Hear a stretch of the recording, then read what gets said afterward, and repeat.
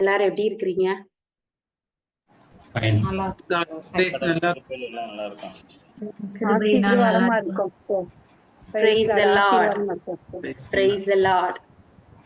Okay, நம்ம கேட்கிற விஷயங்கள் ஆண்டவருடைய வார்த்தையாக இருக்கிற பட்சத்துல நிச்சயமா நம்ம பயிற்சி பண்ணலாம். ஏன்னா இன்னைக்கு நம்ம விளைச்சலை சாப்பிடுறோம் அப்படின்னா விதைய முன்னாடியே போட்டிருக்கிறாங்க, அப்படிதான் இல்லையா? இன்றைக்கு நாம் விதைப்பது பின்னாடி நமக்கு விளைச்சலாக வந்து நிற்கும். அதனாலதான் நல்ல வார்த்தைகளை விதைங்கள். இன்னைக்கு நீங்க ஆசீர்வாதமா இருக்கிறீங்க அப்படின்னா அந்த ஆசீர்வாதத்தை உங்களோட பிசிக்கலைஸ், உங்களுடைய கண்களா நீங்க காண்பீங்க. இப்பவே நம்ம ஆசீர்வாதமா தான் இருக்கிறோம். ஓகே, ஆண்டவர் சிலுவையிலே நம்முடைய துன்பங்கள் எல்லாவற்றையும் எடுத்துட்டு நமக்கு ஆசீர்வாதத்தை பொழிந்திருக்கிறார். நாம் ஆசீர்வாதமாகவே இருக்கிறோம். சொல்லலாம், நான் ஆசீர்வாதமா இருக்கிறேன், நான் அருட்பொழிவு செய்யப்பட்டவனாக இருக்கிறேன். இதெல்லாம் இறைவார்த்தை தான், நம்மளாம் சொல்லல. ஓகே, ஆண்டவர் தான் சொல்லி இருக்கிறாரு. இயேசு கிறிஸ்து வழியாக விண்ணக ஆசி அனைத்தையும் பொழிந்திருக்கிறோம்னு சொல்லி இருக்கிறாரு. ஓகேயா? முன்னாடியே நம்ம பார்த்திருக்கோம்னு நினைக்கிறேன். இந்த உலகத்தில் துன்பம் இருக்கின்றதா?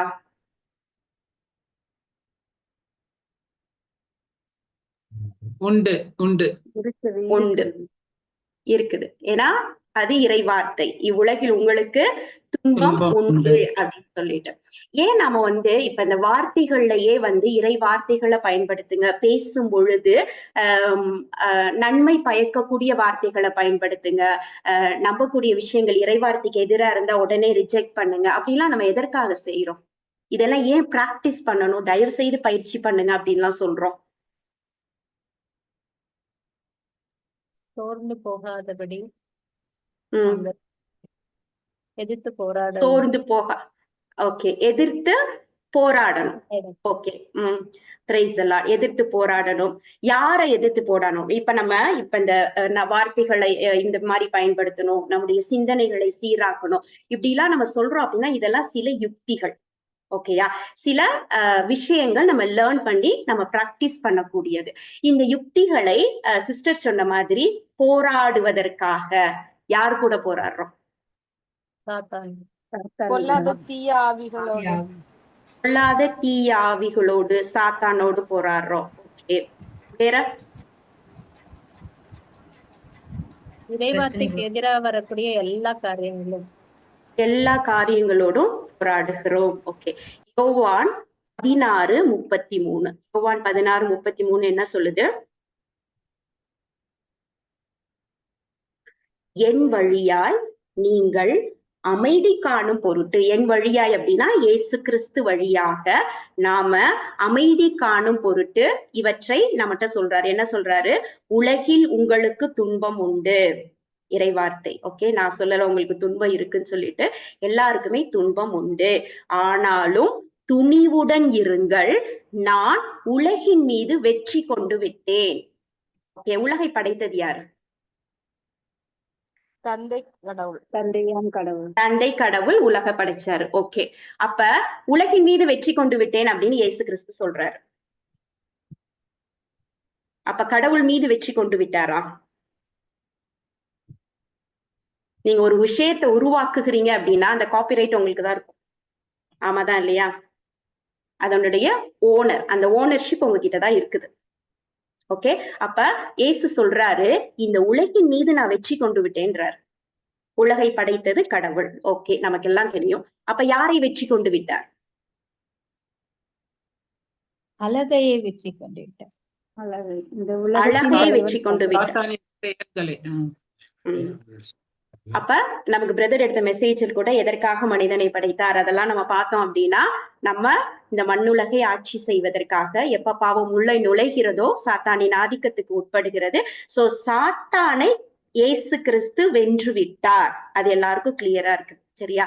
அப்ப வென்ற ஒரு மனுஷனை, ஓகே, தோத்த ஒரு மனுஷன். இப்ப இயேசு கிறிஸ்து வென்று விட்டார் அப்படின்னா தோற்கடிக்கப்பட்டது யாரு? சாத்தான். அப்ப தோற்கடிக்கப்பட்ட ஒருவனோடு நாம் போராடுகிறோமா? எல்லாருமே சொன்னீங்க சாத்தானோடு போராடுகிறோம் அப்படின்னு. அப்பனா தோற்கடிக்கப்பட்ட ஒரு மனிதனோடு, தோற்கடிக்கப்பட்டவனோடு போராடுகிறோமா?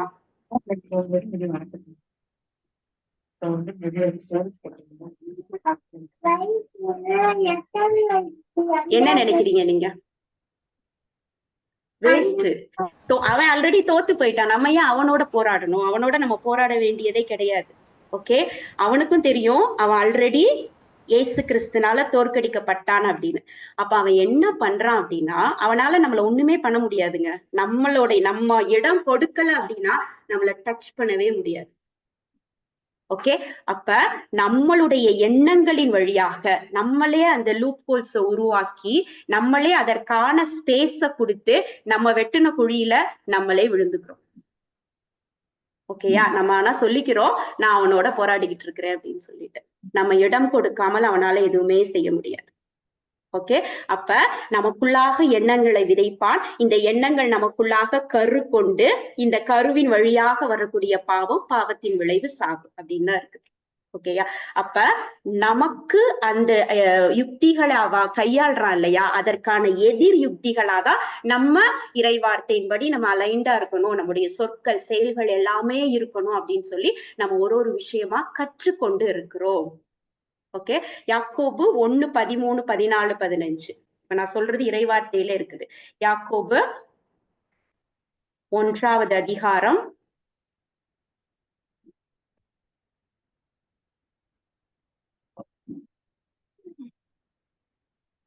14. யாராவது எடுத்துட்டீங்கன்னா கூட வாசிங்க. 13, 14. சோதனை வரும்போது கடவுளிடமிருந்து வருகிறது என்று யாரும் சொல்லக்கூடாது.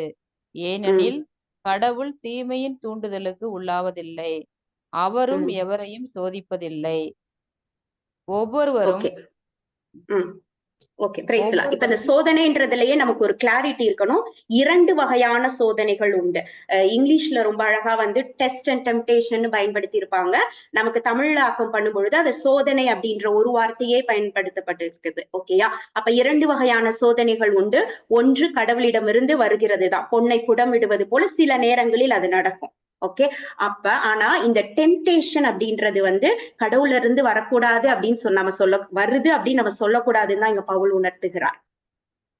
ஓகே, அப்ப யாக்கோபு சொல்றாரு என்னன்னா, கடவுள் தீமையின் தூண்டுதலுக்கு யாருமே உள்ளாக்க மாட்டாரு. கடவுள் அவர் யாரையும் சோதிக்க மாட்டாரு. எல்லாருமே தன்னுடைய சொந்த நாட்டத்தினாலே சோதிக்கப்படுகின்றனர். ஓகே, நம்ம நினைக்கின்ற நினைப்புகளால, நம்முடைய எண்ணங்களால நம்ம சோதிக்கப்படுகிறோம். இந்த எண்ணங்கள் தான் கரு கொண்டு நல்ல விஷயம் இறை வார்த்தைய விதைச்சோம் அப்படின்னா விளைச்சல் நன்மையாக இருக்கும். தீய எண்ணங்களை நாம் விதைக்கின்ற பொழுது அதுவும் விளைச்சலை கொடுக்குது, ஆனால் அது பாவமாக இருக்கின்றது. பாவம் முழு வளர்ச்சி அடைந்து சாவை விளைவிக்கின்றது. ஓகேயா, அப்ப நம் எண்ணங்களின் வழியாக நாம் அவனோடு போராடி கொண்டிருக்கோம். அவனோட டைரக்டா நம்ம போராடுறதே கிடையாது. நம் எண்ணங்களுக்காக அவன் என்னென்ன லூப் ஹோல்ஸ் எல்லாம் நம்ம கிட்ட போராடணும், அதற்குள்ளதான் நம்ம போராடிட்டு இருக்கிறோம். ஓகே, அப்ப நம்ம எதிர்த்து போய் நிக்கணும். அந்த காலத்துல எல்லாம் இப்ப ஒரு நாட்டுக்கும் இன்னொரு நாட்டுக்கும் போர் வருதுன்னு வச்சுக்கோங்களேன். அப்ப இந்த அரசன் இவன் படைகளோட போய் நிப்பான், அங்க இருக்கக்கூடிய அரசனும் அவனோட படைகளோட நிப்பான். சும்மா அப்படியே நம்ம போய் நின்றுட்டோம் அப்படின்னா நம்மளால அந்த போரை எதிர்கொள்ள முடியுமா? முடியாது. ரைட், நம்ம போகும் பொழுது நம்மளை ப்ரொடெக்ட் பண்றதுக்கு நம்மளும் அந்த கவசங்கள் எல்லாத்தையும் அணிஞ்சிட்டு போகணும்.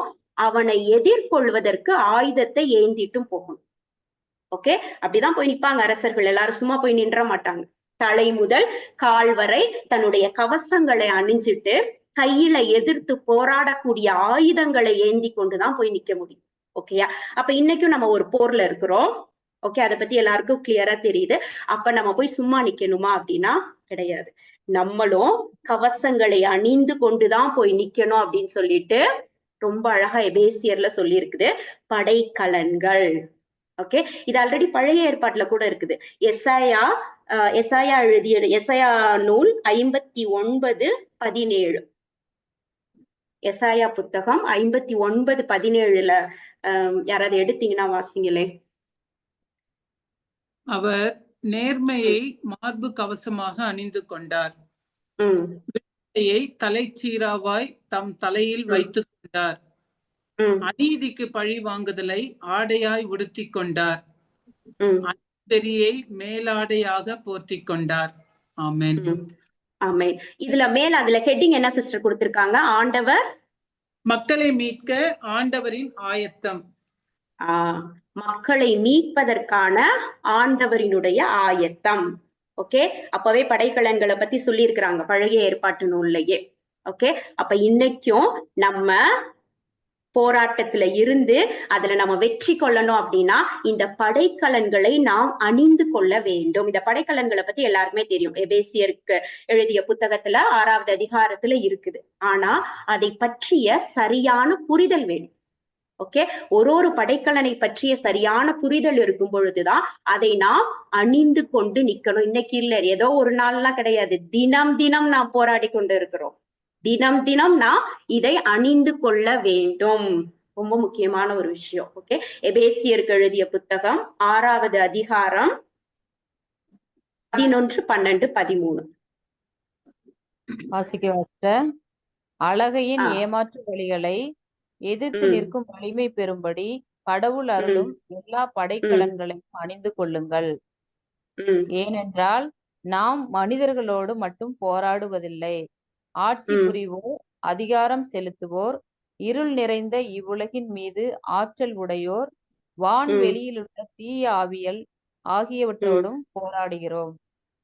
எனவே பொல்லாத நாள் வரும்போது எதிர்த்து நின்று அனைத்தின் மீதும் வெற்றி பெற்று நிலை நிற்க வல்லமை பெறும்படி கடவுள் அருளும் எல்லா படைக்கலன்களையும் எடுத்து கொள்ளுங்கள். ஆமேன். ஆமேன்.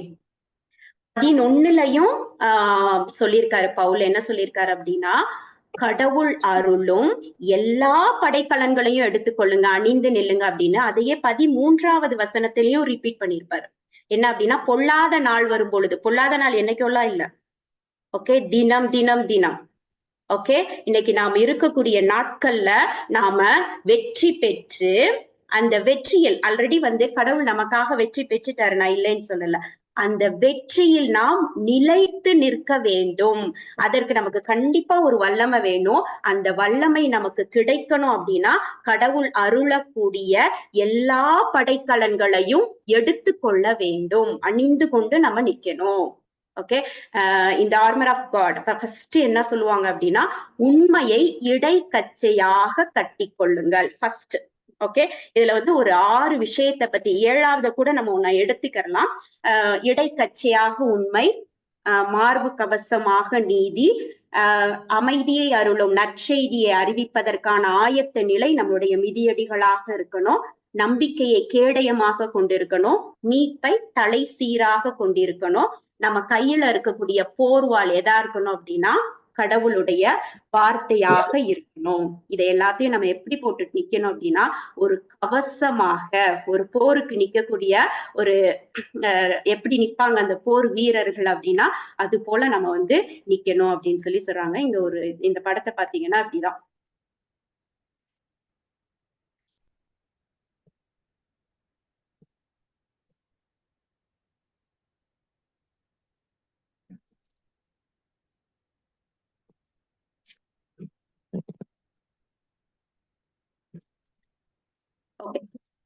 இது கிளியரா தெரியுதா? ஓகே, இது கிளியரா தெரியுதா?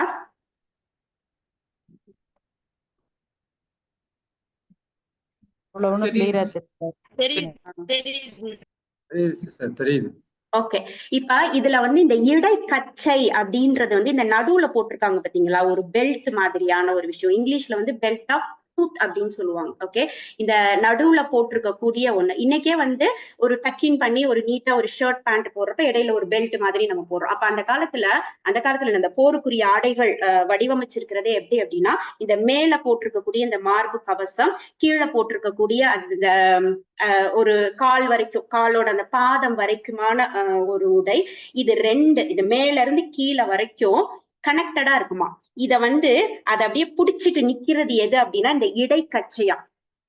ஓகே, இந்த இடைக்கச்சையை எடுத்துட்டாங்க அப்படின்னா அது எல்லாமே லூசன் ஆயிடும். ஓகே, அதை அப்படி புடிச்சுக்கிட்டு நிக்கிறது அந்த இடைக்கச்சை தான். அதுக்கு அப்படிதான் அதை வடிவமைச்சிருக்கிறாங்க. ஓகே, ஃபுல்லா பிடிச்சிட்டு நிக்கிற மாதிரிக்கு.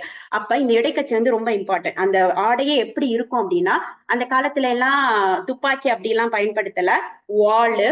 ஓகே, பெரிய கூர்மையான வாள் கையில வச்சு அந்த மாதிரியான வாள்கள் போய் அவங்க அடிக்கும் பொழுது அந்த உடையில பட்டு அது அப்படியே நெளிஞ்சிரும். ஏன்னா இதுவும் ஸ்டீல்னாலதான் இருக்கும்.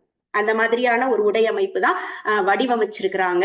அப்ப அந்த இடைக்கச்சை தான் இந்த ஆடைகள் எல்லாம் அந்த இடத்துல நிலைத்து நிற்கும்படி அப்படியே பிடிச்சுக்கிட்டு நிக்கக்கூடிய விஷயம்.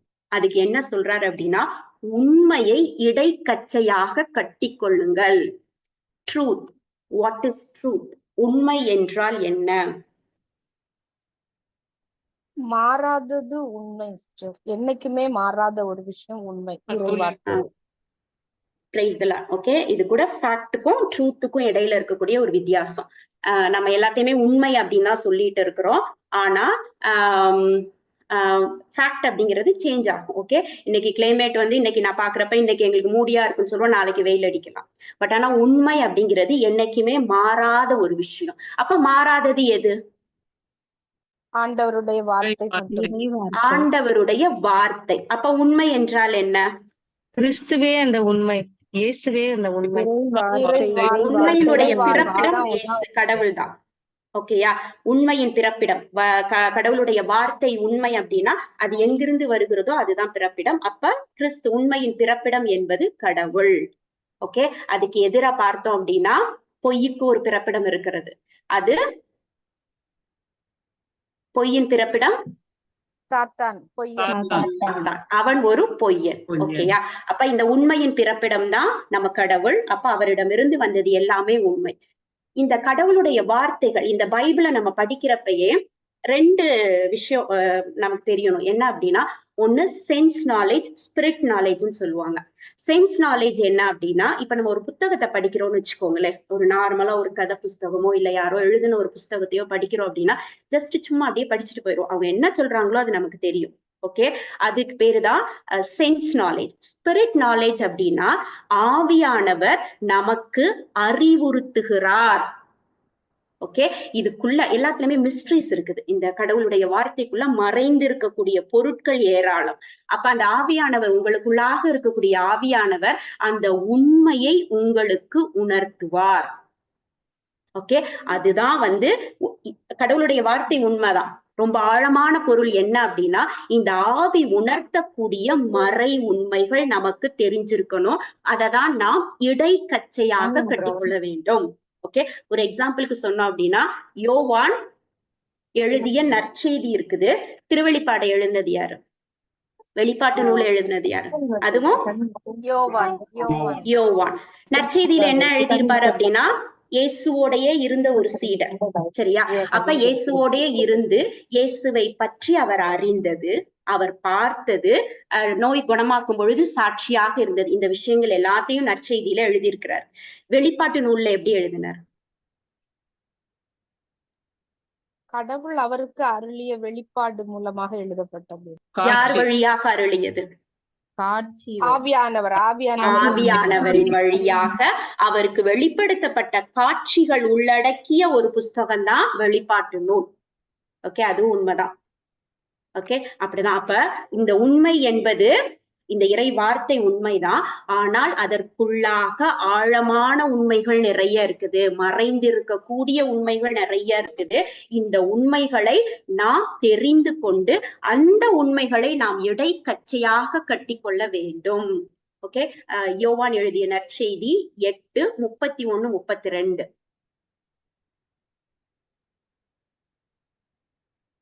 இயேசு தம்மை நம்பிய யூதர்களை நோக்கி, உண்மையிலே பைபிள நல்லா படிச்சோம்னா ரொம்ப சூப்பரா இருக்கும். எல்லாரும் பார்த்தெல்லாம் அவர் சொல்லல. யார நம்பினாங்களோ இயேசுவா அவங்கள பார்த்து சொல்றாரு. என்ன சொல்றாரு? என் வார்த்தைகளை நீங்கள் தொடர்ந்து கடைபிடித்து வந்தால் உண்மையில் என் சீடர்களாய் இருப்பீர்கள். ஒரு நிமிஷம் சிஸ்டர். என்னுடைய வார்த்தைகளை தொடர்ந்து இன்னைக்கு கடைபிடிக்கிறேன், நாளைக்கு ஒரு நாள் ரெஸ்ட் கொடுக்குறேன்லாம் கிடையாது. ஓகே, தொடர்ந்து கடைபிடிக்கும் பொழுது எதுல சீடர்களா இருப்பீங்களா? உண்மையில் சீடர்களாக இருப்பீர்கள். அடுத்த வசனம், உண்மையை அறிந்தவர்களாயும் இருப்பீர்கள். அப்ப கடவுளுடைய வார்த்தை தெரிஞ்ச மட்டும் கிடையாது, கடவுளுடைய வார்த்தையை நாம் கடைபிடிக்கும் பொழுது உண்மையை நாம் அறிகின்றோம். அந்த உண்மை என்ன செய்யும்? அடுத்த வரியிலே இருக்குது. அந்த உண்மை நமக்கு விடுதலையை அளிக்கும். அப்ப எந்த உண்மையை நம்ம இடைக்கட்சியாக கட்டிக்கொள்ள வேண்டும்? நம்ம எல்லாம் ஆண்டவரே இரக்கமாயிருங்க, எனக்கு இந்த நோயை நீங்கணும், இந்த நோய் நீங்கினா நான் உங்களுக்கு இது செய்யறேன் அது செய்யறேன்லாம் ஒரு காலத்துல நம்ம ஜெபிச்சுட்டு இருக்கிறோம். இப்ப நம்முடைய ஜெபத்தினுடைய அந்த ஃபார்மேட்டே மாறி இருக்கு. ஏன் அப்படின்னா உண்மையை நாம் அறிந்திருக்கிறோம். பேதுரு 2:24 என்னுடைய தழும்புகளினால் நீ சுகம் பெற்று விட்டாய். அப்ப அந்த சுகம் எனக்கு கிடைச்சிருச்சு, இன்னும் நான் தான் அது தெரியாம இருக்கிறேன் அப்படின்றதை நாம் உணர்ந்த பின்னாடி நம்ம என்ன பண்ணிட்டோம்? நோயை நம்மகிட்ட இருந்து எப்படி அதிகாரத்தோடு வெளியேற்றுவது, எப்படி நாம் சுகத்தை பெற்றுக்கொள்வது அப்படின்னு கண்டுபிடிச்சிட்டோம். ரைட்டா? இதுதான் உண்மை. ஓகே, ஐயோ என் கஷ்டத்தை போக்குங்க அப்படின்னு தெரிஞ்சுட்டே இருந்தோம். எப்ப பிலிப்பியருடைய வசனம் நமக்கு உண்மையை வெளிப்படுத்தியதோ, என்னுடைய தேவைகள் கிறிஸ்து இயேசுவின் ஒப்பற்ற செல்வத்தை கொண்டு நிறைவேற்றப்படும்ன்றது தெரிஞ்சுச்சோ, நம்முடைய ஜெபத்தின் ஃபார்மேட்டும் மாறிச்சு. இந்த உண்மையை இடைக்கச்சையாக கட்டி கொள்ளுங்கள். அப்ப கடவுளுடைய வார்த்தைக்கு நம்ம செவி சாய்த்தால் மட்டும்தான் நம்ம அவருடைய வார்த்தையை கடைபிடிப்பவர்களாக இருப்போம். அப்ப நம்ம அந்த வார்த்தைக்கு செவி சாய்க்கலன்னு வச்சுக்கோங்களேன், அந்த யோவான் அந்த 8லயே கீழே வந்தீங்கன்னா 42வது வசனம். ஓகே, அப்ப நம்ம கடவுளுடைய வார்த்தைக்கு செவி சாய்க்கல அப்படின்னா என்ன நடக்குதோ ஆட்டோமேட்டிக்கா 42 வாசிங்க, 42, 43. இயேசு அவர்களிடம் கூறியது, கடவுள் உங்கள் தந்தை எனில் நீங்கள் என் மேல் அன்பு கொள்வீர்கள். நான் கடவுளிடமிருந்தே இங்கு வந்துள்ளேன், நானாக வரவில்லை, அவரே என்னை அனுப்பினார்.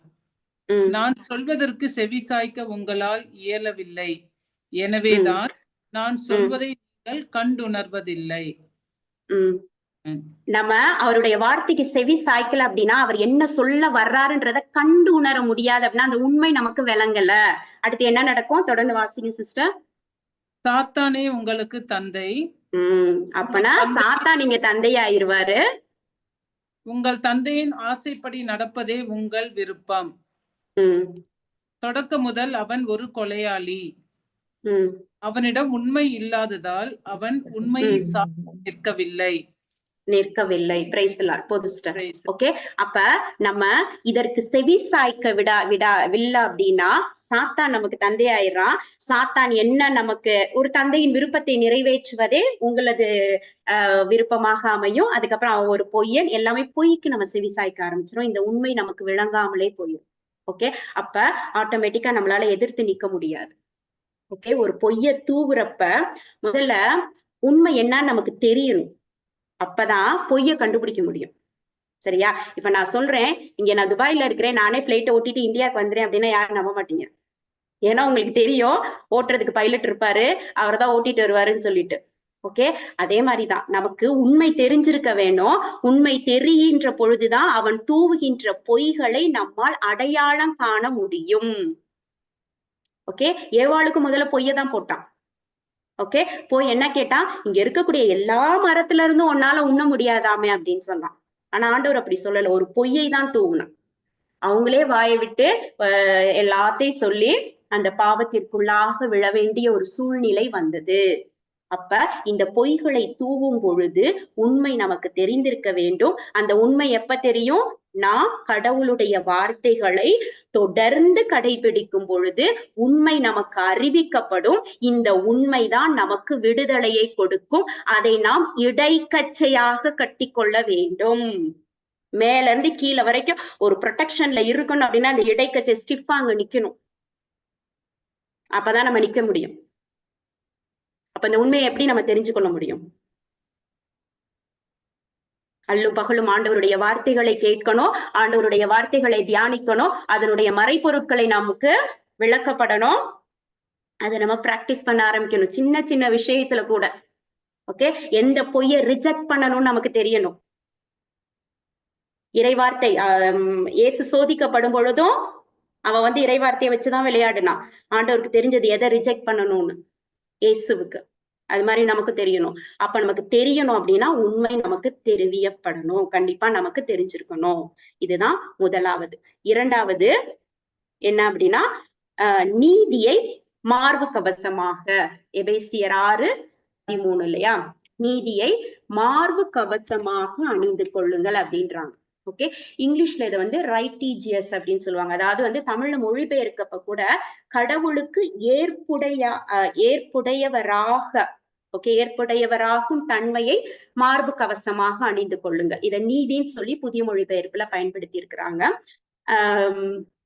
ஓகே, இப்ப மார்பு கவசமாக நாம அணிந்து கொள்றோம்னு வச்சுக்கோங்களேன். இந்த மார்பு கவசத்துக்குள்ள ஒரு முக்கியமான ஒரு ஆர்கன் இருக்குது, ஒரு இன்னர் ஆர்கன், ஒரு உள்ளுறுப்பு இருக்கின்றது. அது எது? இதயம். ஹார்ட். Praise the Lord. இதயம். பிசிக்கலாவே ஆண்டவர் வந்து இந்த இருதயத்தை ரொம்ப அப்படியே சேஃபா வச்சிருக்கிறாரு. ஓகே, கீழே விழுந்தேன், மண்டை உடைஞ்சிச்சு, கால் உடைஞ்சிச்சு, கை உடைஞ்சிச்சுன்னு சொல்லுவோம், வயிற்றுல குத்தி குடலே வெளியே வந்துச்சுன்னு சொல்லுவோம், என்னைக்காவது இருதயத்துல அடிபட்டுச்சு அப்படின்னு சொல்லுவோமா? பிசிக்கலா கேக்குறேன்னா, ஏன்னா இந்த இருதயம் இந்த ரிப்ஸ் அந்த இதுக்குள்ளா இருக்குதான், மேல் அந்த எலும்பு கூடுகளா அது வந்து இருக்கிறப்ப ரொம்ப சேஃபஸ்ட் பிளேஸ்ல இருக்குது. இருதயம் பாதிக்கப்படுறது அதுக்குள்ள போகக்கூடிய அந்த ரத்த குழாய்கள்ல ஏதாவது வரும்பொழுதுதான் வருதே ஒழிய ரொம்ப சேஃபா இருக்குது. பிசிக்கலா ஆண்டவர் அப்படிதான் படைச்சிருக்கிறாரு. ஓகே, ஸ்பிரிச்சுவலாவும் இந்த இதயம் பாதுகாக்கப்பட வேண்டிய ஒரு விஷயம். அதனாலதான் என்ன சொல்றாங்க, இருதயத்தை நாம் பாதுகாத்துக் கொள்ளணும், உள்ளத்தை நாம் பாதுகாத்துக் கொள்ள வேண்டும் என்றால் இந்த நீதி ஆண்டவருக்கு ஏற்புடையவராகுகின்ற இந்த நிலையை நாம் மார்பு கவசமாக, பிரெஸ்ட் பிளேட், ஓகே, நாம் அணிந்து கொள்ள வேண்டும். நீதிமொழிகள் 4:23. ஏன் நம்ம இதயத்தை பாதுகாக்கணும்னு சொல்லியிருக்கு? நீதிமொழிகள் 4:23.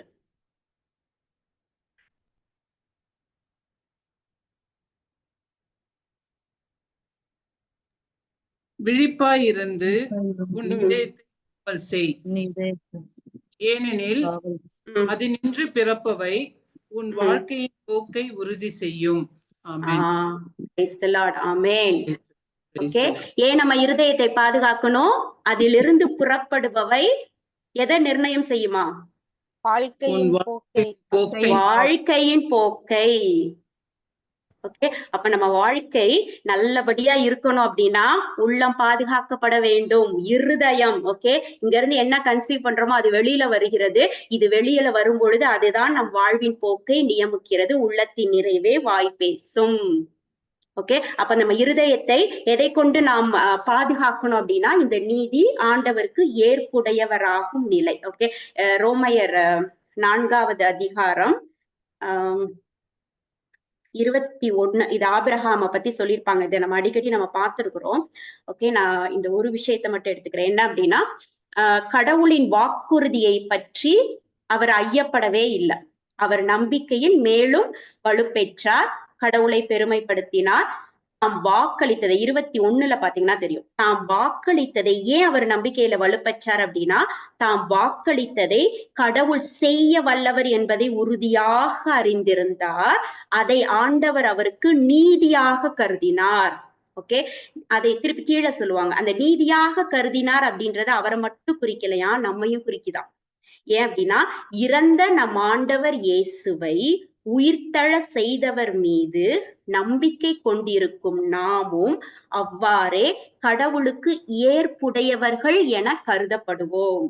ஓகே, அதனாலதான் புதிய மொழிபெயர்ப்புல அதை நீதின்னு பயன்படுத்தி இருக்கிறார். சரியா? ஏன் அப்படின்னா நமக்கும் அது நீதியாதான் இருக்குது. எப்ப அப்படின்னா, இறந்த நம் ஆண்டவர் இயேசுவை உயிர்த்தெழ செய்தவர் மீது நம்பிக்கை கொண்டிருக்கும் நாமும் கடவுளுக்கு ஏற்புடையவர்கள். ஓகே, இங்க என்ன நடந்திருக்கு அப்படின்னா, ஒரு அதாவது வந்து கடவுள் நம்ம இங்க பிறக்கும் பொழுது பாவ சாயலோட தான் பிறந்திரும். ஓகே, நம்ம வந்து இந்த பாவி அப்படின்றதுனால நான் பாவம் செய்வதால நான் பாவிகள் அல்ல, பாவ சாயலோடு நாம் பிறந்திருக்கிறோம். ஆனா கடவுள் இந்த உலகத்திற்கு வந்து பொழுது கடவுளுடைய சாயல், பாவத்தை தவிர எல்லாத்திலயும் அவர் மனிதனாக இருந்தார். பாவ சாயல் அவருக்கு இல்லவே இல்லை. ஓகே, ஆனால் சிலுவையில என்ன நடந்துச்சு அப்படின்னா, ஒரு டிரான்ஸ்பர்மேஷன், லைக் நம்மளுடைய பாவ சாயலை அவர் ஏற்று நம்மை கடவுளுக்கு ஏற்புடையவர்கள் ஆக்கிட்டார். இது ஆல்ரெடி டன். ஓகே, ஆண்டவர் என்ன பண்ணிட்டாரு அப்படின்னா, நம்மளது பாவ சாயலை அவர் ஏத்துக்கிட்டு நம்மள அதுல இருந்து விடுதலை செஞ்சுட்டாரு. ஓகே, நாம் விடுவிக்கப்பட்டுட்டோம், நாம வந்து கடவுளுக்கு ஏற்புடையவர்கள் ஆகிட்டோம். ஓகே, இதை நான் சொல்லல, 2 கொரிந்தியர் 5:21 வாசிங்களே. இறை வார்த்தை சொல்லுகிறது, நமது பாவ சாயலை கிறிஸ்து தாங்கினார் அப்படின்னு. 2 கொரிந்தியர் 5:21.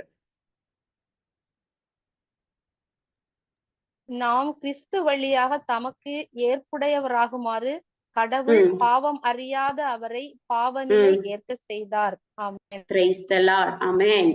ஓகே, பாவமே அறியாத அவரை நம்ம அவருக்கு ஏற்புடையவர்கள் ஆக வேண்டும் அப்படின்றதுக்காக அவர் பாவ சாயலை ஏற்றுவிட்டார். அப்ப நம்ம எல்லாருமே யாரு? கடவுளுக்கு ஏற்புடையவர்கள். அது கிளியரா இருக்குல்ல? ரோமையர்ல இருக்கும் என்னன்னா, இதை நீ உள்ளூர நம்பி எப்ப நம்ம அவருக்கு ஏற்புடையவராகும் நிலைமை நம்ம சுதந்திரித்துக் கொள்வோம். இயேசுவே ஆண்டவர் என்று வாயார அறிக்கையிட்டு உள்ளூர நம்புற பொழுது அவருக்கு ஏற்புடையவர்கள் ஆயிருவோம்.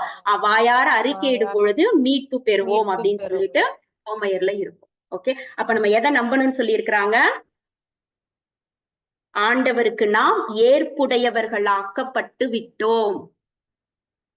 ஓகே, இதை நம்ம நம்பணும். அப்ப ஆண்டவருக்கு ஏற்புடையவர்கள் அப்படின்னா என்ன என்ன நினைக்கிறீங்க நீங்க? நம்ம பாவசாயல் போயிருச்சு, கடவுளுக்கு ஏற்புடையவர்கள் ஆக்கப்பட்டு விட்டோம் அப்படின்னா என்ன? அவருடைய பிள்ளைகள். ரொம்ப எளிமையா சொல்றேன்ல, ரொம்ப எளிமையா சொல்றேன். ஓகே, கடவுள் வரும் பொழுது பாவசாயல் இல்ல, நம்மளுடைய பாவசாயல் அவருக்கு போயிருச்சு. அப்ப நமக்கு என்ன சாயல் வந்திருக்கு? கடவுளின் சாயல். அதுதான் கடவுளுக்கு ஏற்புடையவர்கள். கடவுளுடைய சாயல் நமக்கு வந்திருக்குது. ஏன்னா நம்மளுடைய பாவ சாயல் அவர் எடுத்துட்டாரு. அப்ப நமக்கு என்ன வந்திருக்கு? கடவுளுடைய சாயல் வந்திருக்குது. அப்ப நம்ம எப்படி வெளிப்படணும்? கடவுளாகவே வெளிப்படணும். ஓகே, கடவுள் நமக்கு என்ன நினைக்கிறா, என்ன நாம் எப்படி இந்த உலகில் வாழணும்னு அவர் சொல்லி இருக்கிறாரோ, ஒண்ணு இனிமேலாம் போய் அறிஞ்சுக்கிறதுக்குலாம் ஒண்ணுமே இல்லை. பைபிள் தான் இட்ஸ் மேனுவல் புக். ஓகே, அப்ப அவர் என்ன சொல்லியிருக்கிறாரோ அதன்படி நமது செயல்பாடுகள் இருக்க வேண்டும். ஓகே, அப்பப்ப ஈவில் இந்த இடத்துல உன்னை தூவான். என்ன பண்ணுவான்? நீ ஒரு பாவி, நீ இவ்வளவு நாள் இருக்கிறிய, உனக்கு அதெல்லாம் நடக்கல, நீ ஏன்னா அதுக்கு காரணம் உன்னுடைய குற்றங்கள், உன்னுடைய இது அப்படின்னு சொல்லிட்டு.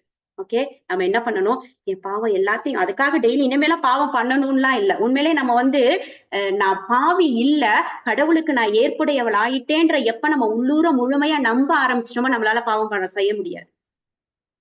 ஓகே, நான் கடவுளாதான் வெளிப்படணும்னு நம்ம இருதயத்திலையும் உள்ளத்திலையும் எப்ப நிலைத்தன்மை அது போய் நின்றுச்சோ நம்மளால பாவம் செய்ய முடியாது. ஓகே, அந்த ஒரு தன்மையை, அந்த நீதியை நாம் மார்பு கவசமாக அணிந்து கொள்ள வேண்டும். ஓகே, அப்ப நம்ம உண்மையை இடைக்கச்சையாக நாம் அணிந்து கொள்ள வேண்டும். உண்மை என்றால் என்ன அப்படின்னா, இறைவனுடைய வார்த்தை, அந்த இறை வார்த்தையினுடைய மறை உண்மைகள், அந்த உள்ள அர்த்தம் தெரியணும். ஓகே, இந்த உண்மைகள் நமக்கு இடைக்கச்சையாக இருக்க வேண்டும். நம்முடைய உள்ளத்தின் நிறைவே வாய்ப்பு, நம் உள்ளத்திலிருந்து எது பிறக்குதோ அதுதான் நம் வாழ்வின் போக்கை நிர்மாணிக்கிறது. சோ அதை நம்ம பாதுகாக்கணும். அங்க அவை சில எண்ணங்களை தூவி ஓகே, நம்மள அதற்கு ஏற்றாற் போல நம்முடைய வாழ்க்கை பாதையை அவன் அமைச்சிடக்கூடாது. அதற்காக நாம் ஒரு கவசத்தை எடுத்துக்கொள்ள வேண்டும். பிரஸ்ட் பிளேட், அது எது அப்படின்னு சொன்னா, இந்த ஆண்டவருக்கு ஏற்புடையவராக ஆகிவிட்ட நிலை அல்லது நீதி. இதை நாம் மார்பு கவசமாக அணிந்து கொள்ள வேண்டும். ஓகே, அடுத்தது மூன்றாவது என்ன அப்படின்னா, மிதியடியை பத்தி சொல்லுவார் இல்லையா? மிதியடியை பத்தி என்ன அப்படின்னா, இப்ப ஒரு போருக்கு போறாங்கன்னு வச்சுக்கோங்களேன், அவங்க ஒரு நல்ல ஹெவியான ஒரு ஷூ போட்டிருப்பாங்க. அது நல்ல மெட்டல் பிளேட்டால ஆன ரொம்ப நல்ல கூர்மையான ஒரு ஷூவா இருக்கும். இது ஏன் அப்படின்னா, இவங்க இப்ப அங்க அப்படியே சிவப்பு கம்பளை விரிச்செல்லாம் அவங்க போய் போர் பண்ண முடியாது. ஓகே, அவங்க இருக்கிறது என்ன காடோ முள்ளோ பாலைவனமோ எப்படி இருக்கும்னு தெரியாது. அந்த ஏரியாவில் அவங்க போய் நிக்கும் பொழுது கால்ல ஏதாவது தெரியாம ஒரு கல்லோ முள்ளோ குத்திருச்சுன்னு வச்சுக்கோங்களேன், அவங்க டிஸ்ட்ராக்ட் ஆயிருவாங்க. இப்ப நம்ம ஏதோ ஒருல போயிட்டே இருக்கோம், ஒரு சின்னதா நம்ம கால்ல பட்டுச்சு அப்படின்னா நம்ம மைண்ட் டைவர்ட் ஆயிரும். என்ன அப்படின்ற மாதிரி அந்த டைவர்ஷன் வரக்கூடாது அப்படின்றதுக்காக அந்த ஷூஸ் எல்லாமே நல்ல ஒரு ஹெவி பிளேட்டட் ஷூஸா இருக்கும். ஓகே, அந்த மாதிரியான ஒரு மிதியடிகளுக்கு நமக்கு என்ன சொல்றாரு அப்படின்னா, அமைதியை அருளுகின்ற நற்செய்தியை அறிவிப்பதற்கான ஆயத்த நிலை. Be ready. ஓகே, இப்போ எப்ப நீங்க இது பண்ணாலும் ரெடியா இருங்க அப்படின்னா, முதல்ல அந்த நற்செய்தி நமக்கு தெரிஞ்சிருக்கணும், நாம் அதை செயலாக்கம் செஞ்சிருக்க வேணும். அப்பதான் நம்ம பிறருக்கு அறிவிக்க முடியும். லூக்கா 4:18 என்ன சொல்லுது? லூக்கா 4:18,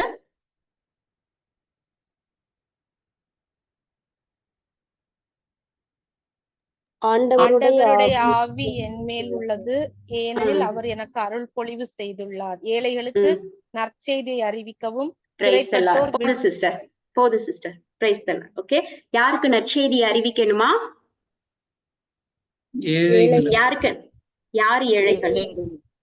இந்த சமுதாயம் சில பேருக்கு அடையாளப்படுத்தி இருக்கு, இவங்க எல்லாம் ஏழைகள் அப்படின்னு. அந்த ஏழைகளா? கடவுளை அறியாதவர்கள். Praise the Lord. அறியாதவங்க, கடவுளை பற்றி அறியாதவர்கள் தான் ஏழைகள். ஓகே, இத நான் சொல்லல. பிலிப்பியர் 3:8 எடுங்களே, பவுல் அழகா சொல்லியிருப்பாரு. பிலிப்பியர் 3:8.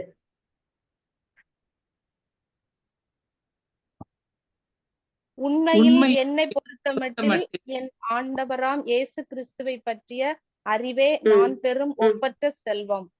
Praise the Lord. எது செல்வம்ன்றாரு? ஆண்டவரை பற்றிய, இயேசுவை பற்றிய அறிவே நான் பெறும் ஒப்பற்ற செல்வம். அப்ப இந்த செல்வம் இல்லாதவர்கள்லாம் யாரு? ஏழைகள். ஓகே, இயேசு கிறிஸ்துவை பற்றிய அறிவு இல்லாதவங்க ஏழைகள். ஒரு காலத்துல நம்மளே ஏழைகளா இருந்திருக்கிறோம். ஓகே, இன்னைக்கு பெரிய செல்வந்தர்கள்லாம் ஆகல, இன்னும் நம்ம சேர்க்க வேண்டிய செல்வம் நிறைய இருக்குது. ஓகே, ஏழைகளுக்கு நற்செய்தியை அறிவிக்கணும். அந்த எப்படிப்பட்ட நற்செய்தியை அறிவிக்கணும்னு எபேசியர்ல சொல்லியிருக்கு அப்படின்னா, அமைதியை அருளுகின்ற நற்செய்தியை அறிவிப்பதற்கான ஆயத்த நிலையில இருங்க. ஓகே, யோவான் 16:33 இந்த அமைதியை பத்தி சொல்லிப்பா. யோவான் 16:33 முன்னாடியே நம்ம படிச்சோம். என்ன? இந்த உலகில் துன்பம் உண்டுன்றதுக்கு முந்திய வரி. யோவான் 16:33 என் வழியாக நீங்கள் அனைவரும் அமைதியை காணும் பொருட்டு. ஓகே, நான் அமைதியை காணும் பொருட்டு. அப்ப இந்த அமைதி நம்ம நிலைக்கணும். இதே அமைதியை நாம் பிறருக்கும் கொடுக்கணும். எசாயா 52:7 இருக்கும். எசாயா 52:7 என்ன சொல்லியிருக்கிறாங்க?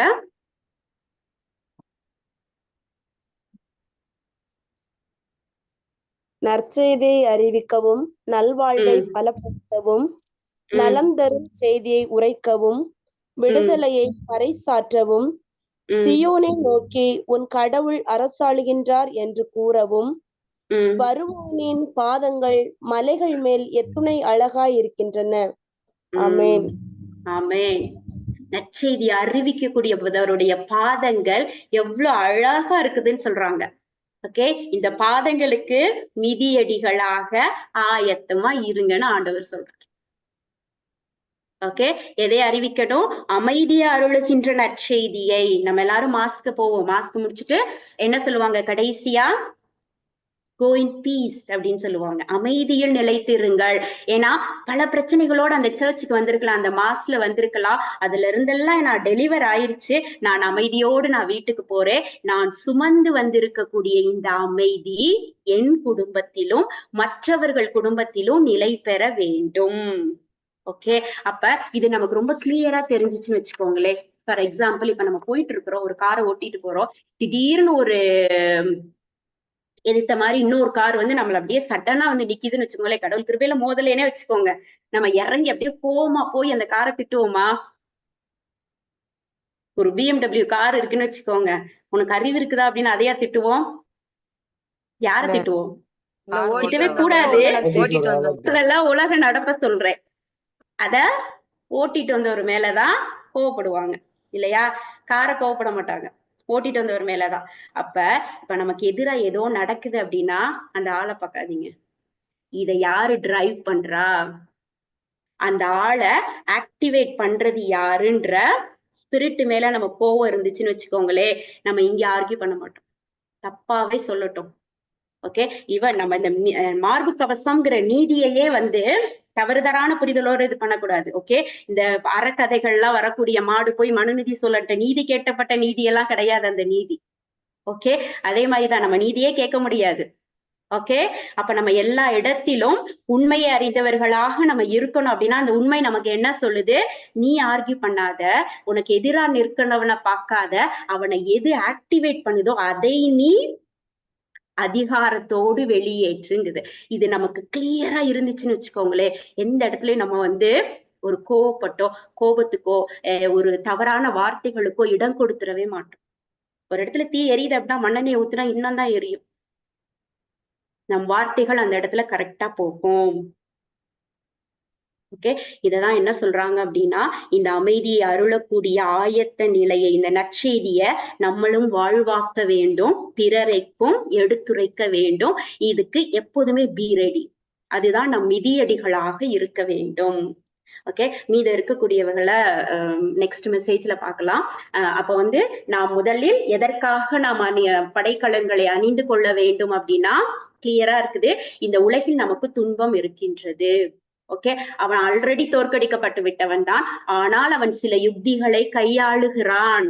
ஓகே, நம்மளையே நம்ம ஆக்டிவேட் பண்ணி நம்ம வழியாகவே நமக்கு தீங்கு இழைப்பதற்கு ரெடியா இருக்கிறான். அப்ப நம்ம அந்த போருக்கு போய் நிற்கும் பொழுது வெறுமனே போய் நின்றக்கூடாது. எவ்ரிடே ஓகே, பிசிக்கல் வேர்ல்டுல வேணா இன்னைக்கு ஒரு நாள் நான் லீவ் எடுத்துக்கிறேன், ஒரு மாசம் நான் வெக்கேஷன் போல, ஸ்பிரிச்சுவல் வேர்ல்டுல நோ வெக்கேஷன், நோ லீவ். அவனுக்கு ஒரு நிமிஷம் கூட நம்ம கொடுக்க கூடாது. Okay, be ready. எப்பொழுதுமே நாம் சில படைக்கலன்களை அணிந்து கொண்டு இருக்க வேண்டும். அந்த படைக்கலன்களை பற்றி எபேசியர்ல கொடுத்திருக்கிறது. முதலாவதாக இடைக்கச்சை. ஓகே, அதுதான் நம்மள அப்படியே புடிச்சு நிறுத்துறது. ஓகே, அந்த உண்மை நமக்கு அறிந்திருக்க வேண்டும். நம்ம எல்லாருமே கடவுளுக்கு ஏற்புடையவர்கள் ஆக்கப்பட்டு விட்டோம். இது நமக்கு தெரியும். இதில் நாம் நிலைத்து நிற்க வேண்டும். இந்த அமைதியை அருளுகின்ற நற்செய்தி நம் வாழ்வாகவும் பிறரை வாழ்விப்பதாகவும் நம்மிடமிருந்து வெளிப்பட வேண்டும். அதற்கான ஆயத்த நிலையை நாம் மிதியடிகளாக போட்டுக்கொள்ள வேண்டும். ஓகே, மீத உள்ளதுகளை நெக்ஸ்ட் மெசேஜ்ல பார்க்கலாம். Praise the Lord.